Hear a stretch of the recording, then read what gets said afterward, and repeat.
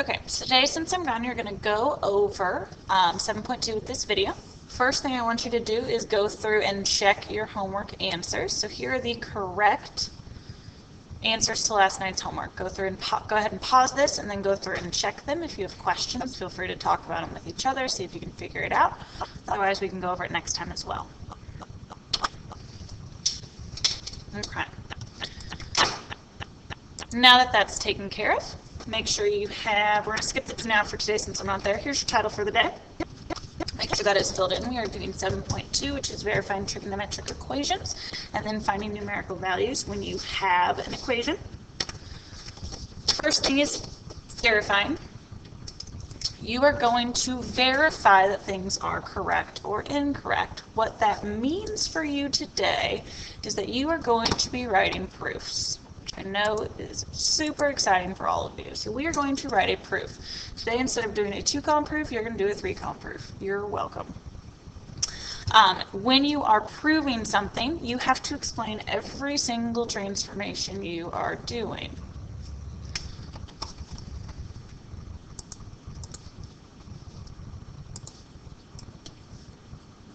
Okay, sorry about that. My airliner wasn't working. But you're going to go through and prove everything that you are doing, and you're going to use a proof to do that. Today we're going to actually make 3-column proofs instead of 2-column proofs. You're going to write a proof that will defend every single step that you are doing in a problem. This down here at the bottom is what's super important. These problems are going to start out as equations. But since you are proving that they are correct, you cannot move things across the equal sign. Okay, because moving things across the equal signs assumes the equal sign is correct. Then you would be using a rule of equality like it says here, and you cannot prove something's correct by assuming something's correct. So we are going to work specifically on only one side of the equation with every single thing that we do. This is the same list you had last time. You already have it in your notes. You are welcome to fill it in again. These things in red are going to be your reasons in your proof. Okay, so those red things are the different things you will tell me as to why we did something. For example here, you will list you used your reciprocal identity, or you used your quotient identity. You will tell me that you multiplied by the LCD, or that you added, subtracted, multiplied, reduced, or expanded something. You will tell me you factored, you used your Pythagorean identity, or you used a conjugate. Those are your reasons in your proof. If you think back to geometry, you had your statement and reasons columns. What's going to change today is that now you will have 2 reasons columns instead of 1 reasons column. This is what your problems are going to look like. Your start of your problem, you are going to turn this into basically 3 columns. Your middle column is your actual problem. Our lines are really good. You are going to put your reasons on either side. The reason we have 2 reasons columns is you might do something to either side of the equation, which is fine as long as you don't move things left to right. Okay? As I've kind of stressed to you already this chapter, I'm going to show you different ways that work. But please remember that not only one way works each time. Since I am not there, I cannot make you just tell me what to do, but it is extremely smart to try something right now. So pause the video, try a way to simplify this all down, and then listen to the way I do it. Since it's the first one though, go ahead and just listen to this all the way through. So when I'm starting these, I'm trying to force these 2 equations to say the same thing. Now you can manipulate both sides or you can manipulate one side, but your entire goal is to get them to say the same thing, whatever that means. So one thing I look at is, hey, right here I have tangent and cotangent multiplied together. So I could, for example, leave the secant squared, but change cotangent to say 1 over tangent. Now, anytime you do something, you got to defend it. Since I did it to the left side, I'm going to put it on the left column. And this was a reciprocal identity.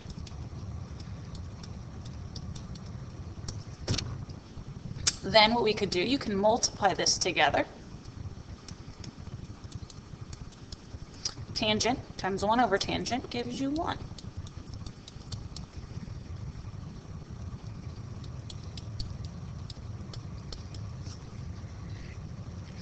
Then, what you might notice, secant squared and tangent squared are both showing up in a Pythagorean identity. So you want to change one into the other. For me, since this is already on this side, I'm just going to change secant squared. So secant squared, if you look at your tangent or your Pythagorean identity, secant squared is equal to tangent squared of x plus 1. You are welcome to replace that in your problem. So this is done by the Pythagorean identity. Then, when you combine like terms or you do that addition, so we reduced our problem, we added addition, you're going to get tangent squared of x equals tangent squared of x. This means you're done. Once your two sides equal, whatever that may be, you are done. Again, this is not the only way you could have done this problem. This is just one of the correct ways to do it. Here's another example. Go ahead and fill this in, and I do recommend you give it a try.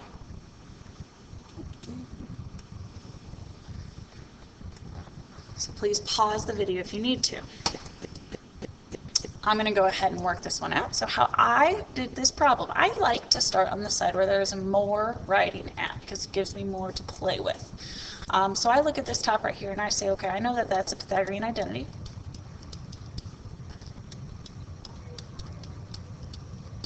So I can change 1 plus tangent squared of x into secant squared of x. Again, tell me why.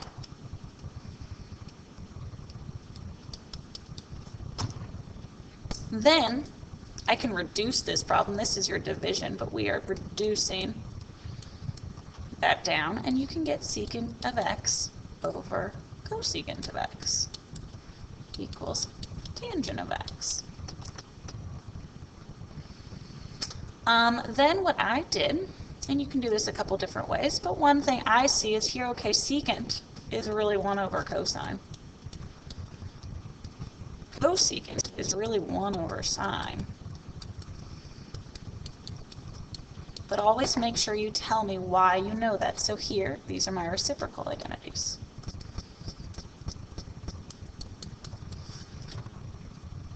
Okay, then if we multiply by your LCD,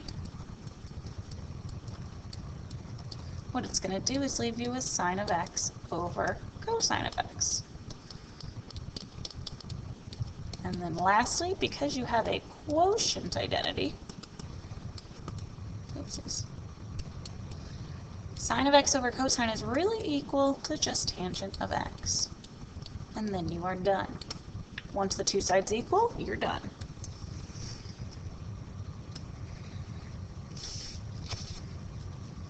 Here's another example. Please go ahead and write it all the way down.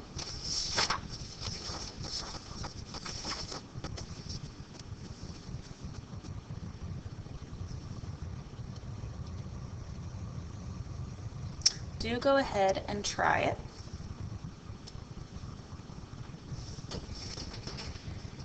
Okay, we're going to start by multiplying this through. You can either tell me that you multiplied or you expanded your problem. Okay, but secant of x times 1 plus secant of x sine of x minus tangent of x minus tan x sine x equals cosine of x. We're going to have a little bit of space, that's okay. So that's from expanding. Then you're looking to see what you can simplify. So one thing I would do is flip it so a lot of this is sine and cosine, and it's up to you how to pick specifically what you change, but maybe these that you can multiply right here, I would flip around and make them just into sine and cosine. So secant of x is really 1 over cosine of x times sine of x. You could change tangent over here, so then minus sine of x over cosine of x, which is also times by sine of x. You could leave this secant of x, or you can change it. So I could change this to 1 over cosine of x. I've left this tangent of x alone for a specific reason. You could change it as well. I'm going to show you what I'm going to do to this, but all of this is due to either your reciprocal identities and your quotient identity. when I do this multiplication, so I'm going to do some multiplying or reducing, either way is fine. Sine of x over cosine of x right here. This I'll leave as 1 over cosine of x for right now. Again, I'll show you why in a second. Minus tangent of x. Minus, this becomes sine of x, sine squared of x over cosine of x. Okay, the main reason I do still have this cosine of x here. I just ran out of space a little bit. To me, what I saw, and again, this is a lot of trial and error, and this is not the only way to do it. Sine over cosine up here, I know is really equal to tangent of x. So what I can do right here is kind of simplify my problem down a little bit by changing this into tangent of x. What's going to happen right here when I change that using my quotient identity is that those will cancel. So if I, basically you're combining like terms here, so you are adding addition things together, these are going to cancel, and all you're going to have is 1 over cosine of x minus sine squared of x over cosine of x. Okay, so doing that right here kind of simplifies your problem down.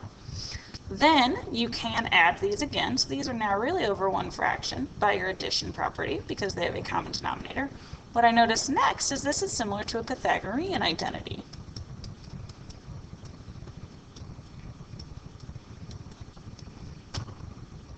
Pythagorean identity tells you if you start with, so I'm going to write this up at the top because there's a little bit of manipulation we do. Cosine squared of x plus sine squared of x equals 1, which means if you subtract that, cosine squared of x equals 1 minus sine squared of x. You are welcome to use any version of those that you want. And right here, that means that I can change 1 minus sine squared of x into cosine squared of x. Then when you divide or reduce this fraction right here, you're going to be left with cosine of x equals cosine of x. I can never stress enough how differently you can do every single problem just depending upon what you see. Feel free, rewind this, replay this later. I put this on Canvas, so you'll be able to get back to these notes anytime you want.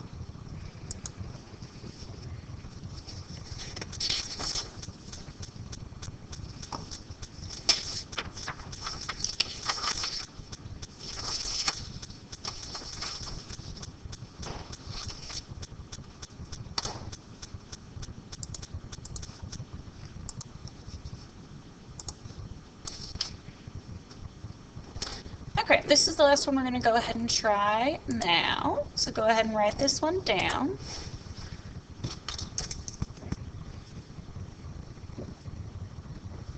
We're going to fill in the 3 columns. Like before, there's multiple ways to do this. I am going to go ahead and show you a trick to do this after you've given it a try. So do this one, give it a try. There are so many ways to do it correctly. Now that you've done it, I'm going to show you a trick to these. One of the things to do to help with your fractions is to multiply by your conjugate. In Algebra 3, you should have learned how to clear some denominators and make things a little bit prettier by multiplying by your conjugate. So the conjugate, remember, is when you change the sign here, you're going to multiply by that. And I'm going to show you why it's going to help here. If I multiply this side by the conjugate, I'm multiplying it by cosecant of x minus cotangent of x on top and bottom. What that's going to do is help me to square some parts of my problem, and that'll make my denominator a little bit better. So here I'm multiplying by the conjugate. And by no means is this the only way to do it. So then I'm going to condense this. And that's going to give me cosecant x minus cotangent of x over cosecant squared minus cotangent squared. What you should notice here is that this is related to one of your Pythagorean identities. If you manipulate your Pythagorean identity that involves cosecant and cotangent, this is actually equivalent to 1.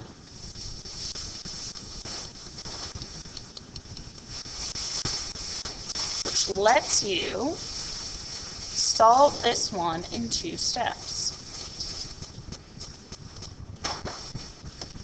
Okay, so once you notice that this right here is related to your Pythagorean, where you know that cotangent squared of x plus 1 equals cosecant squared of x, you solve that, and if I subtracted the cotangent over, this we can replace with 1, and my problem is done.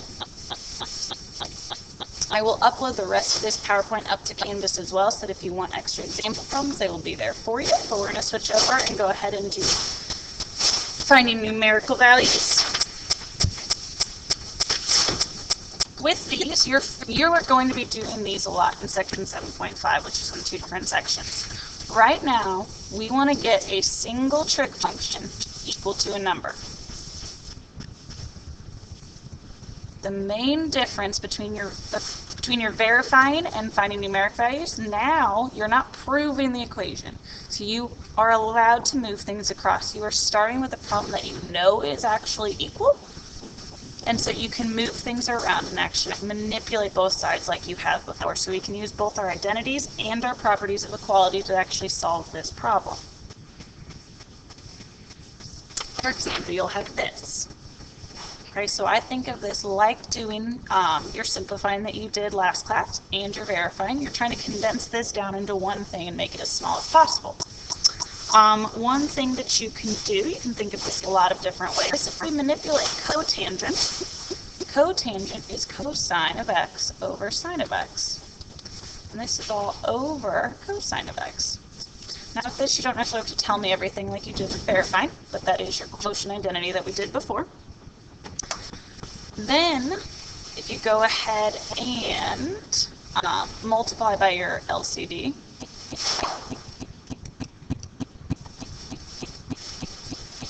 those are going to cancel. You get cosine of x over sine of x cosine of x. Your cosines are going to cancel. And you get 1 over sine of x equals 2. What you can do here then, 1 over sine of x is really cosecant of x equal to 2. Now on every single one of these problems, I will not tell you how you have to solve it or what trig ratio to solve for. So you did not necessarily have to find me cosecant. You could have found me sine of x, and maybe you told me sine of x is half, which you can get from the same thing by flipping both your fractions there. Either of those answers are perfectly fine. You just have to make sure that you pick a trig ratio and solve for it. Right. Go ahead and write this one down and give it a try.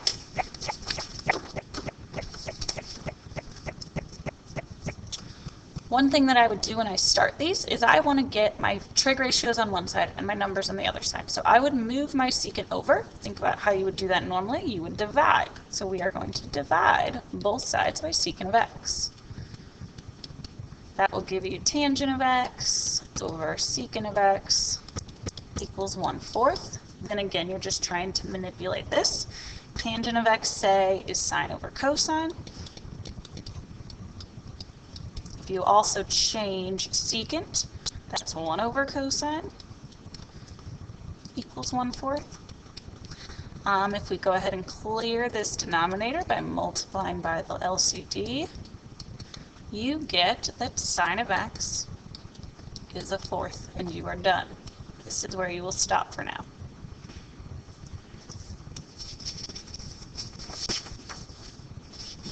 Go ahead and try this one. Get as far as you can through it, and then push play again, so you're welcome to pause it and see where you can get to. You have a lot of different things you can start with here. If you want, you can subtract it over right away, or you can change your trig ratios right away. It does not matter.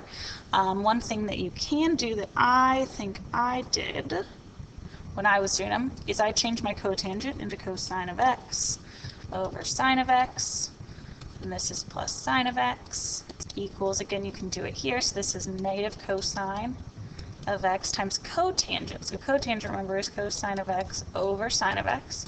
Since these are multiplied, this is going to become cosine squared over sine squared. Oh, no, over sine, sorry. Okay, since these two are over sine, I want to make this be over sine as well, because if I can get a common denominator, You can cancel your problem, or you can see this as multiplying everything by your LCD right away. But this middle part would turn into sine squared if you give it the same LCD. And then your denominators all cancel out. Jacob Raines, if you're in the building, please report to the office. Jacob Vincent Raines, to the office now. Okay, so then when you cancel out your denominator, this is what we're looking at. Moving everything over to the same side, cosine of x plus sine of x, sine squared of x plus cosine squared of x is equal to 0, and we know that this right here equals 1. Cosine of x plus 1 now equals 0. Solving for cosine of x, we get negative 1. Okay, and again, that's as far as you are going through these problems. You're getting one of your trig ratios completely by themselves. Okay.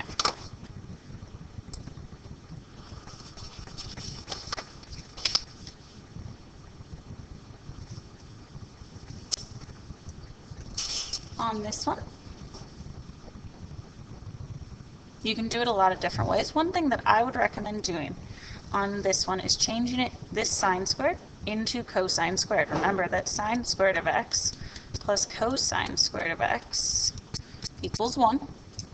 So if you have sine squared of x, you can replace it with 1 minus cosine squared of x. So I'm just going to do that right here. Oopsies. Cosine squared of x minus 2 cosine of x minus 2 equals 0. If you combine some like terms, you're looking at negative cosine squared of x minus 2 cosine of x minus 1 equals 0. One thing that's important, remember we do want our sign switched. You can actually divide this entire thing by a negative 1 to change all of your signs since everything equals a 0, or you can think of it as GCF factoring out a 1. But I want to make all of this positive. The reason that I want you to see this problem right now is because you can actually factor this. If you think of this problem like x squared plus 2x plus 1, you could factor this problem. You could do your factor diamond. You're multiplying to 1 and adding to 2, which makes sure both of your numbers 1 and 1. So you guys would factor this as x plus 1, x plus 1. Well, this will work the exact same way, but now your x's are just cosines. So you can factor this problem as cosine of x plus 1 times cosine of x plus 1, or you can absolutely write it as cosine of x plus 1 squared. Okay, then if you were solving this problem in algebra, you would do cosine of x plus 1 equals 0. For each of those factors, it will be the same thing, and cosine of x equals negative 1. Okay, so do keep an eye out for factoring, just like we did here. That could very easily show up on any of your problems. Let's see.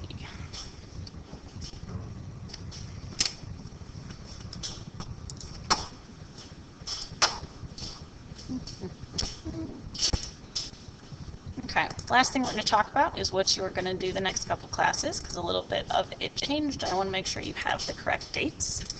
Next class, which is going to be 3-6.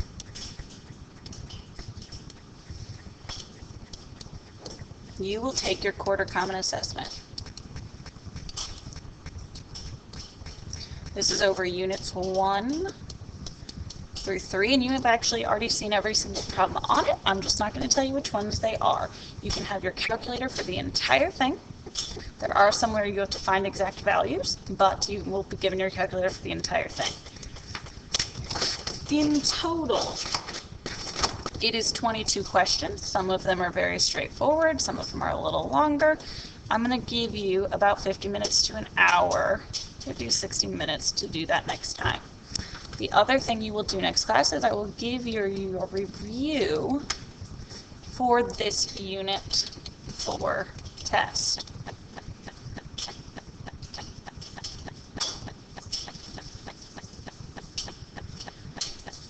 Okay, then on 3-8, you will take your unit 4 test. Okay, so tonight you will have, I will give you a review that goes over this quarter common assessment that you will take on Monday. You will also have your homework that's written on the board, which is 7.2 13 through 35, you're going to skip problem 22 as it said on the board, and you will have your review for the quarter common. Okay, you have all weekend to do it and work on that. And then on the next class, you'll review. You will test on the 4th. Okay, you're going to have the rest of class now to work on that. This video is on Canvas if you need extra resources so that you can study for all of this.